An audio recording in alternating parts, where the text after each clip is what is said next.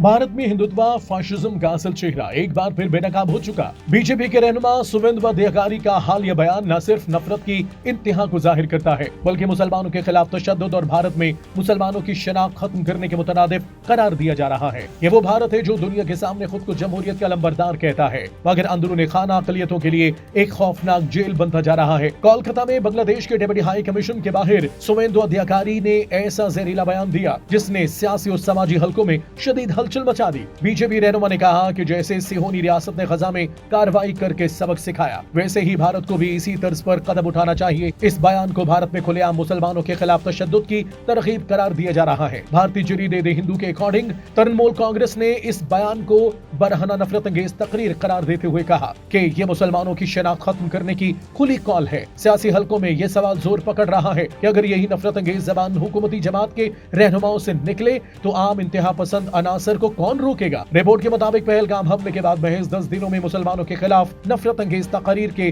64 वाकयात सामने आए। ये आदाद-ओ-शुमार इस बात का सबूत है कि भारत में मुसलमानों को मुनज़्ज़म अंदाज में निशाना बनाया जा रहा है। सियासी मुबस्सिरीन का कहना है कि शुवेंदु अधिकारी का बयान किसी एक फर्द की इंतहा पसंद सोच नहीं, बल्कि बीजेपी के हिंदुत्व नजरिए की अक्कास है। भारत में मुसलमानों को मुसलसल अंदरूनी दुश्मन के तौर पर पेश किया जाता है, जबकि गजा की मिसाल देकर तशद्दुद को जायज साबित करने की कोशिश दरअसल अकलियतों के खिलाफ नफरत को मामूल बनाने का एक खतरनाक हरबा है। ये ऐसे बयानात न सिर्फ समाजी हम आहंगी को तबाह कर रहे हैं, बल्कि पूरे खित्ते के अमन के लिए भी संगीन खतरात पैदा कर सकते हैं। अगर रियासती इदारे और हुकूमत इस नफरत पर खामोश रहे तो भारत में अकलियतों को लाहक खतरात मजीद बढ़ जाएंगे। आज मोदी के भारत में मुसलमान और दीगर अकलियतें खौफ के साए में जिंदगी गुजारने पर मजबूर हैं। सवाल ये है कि क्या दुनिया इस खुली नफरत और फाशिज्म को नजरअंदाज करती रहेगी, या भारत को इसके अपने दावों के मुताबिक इंसानी हकूक और जमहूरी इक़दार का हिसाब देना पड़ेगा। ये सिर्फ एक बयान नहीं, बल्कि ये एक सोच है, और अगर इस सोच को न रोका गया तो इसके नताइज पूरे खित्ते को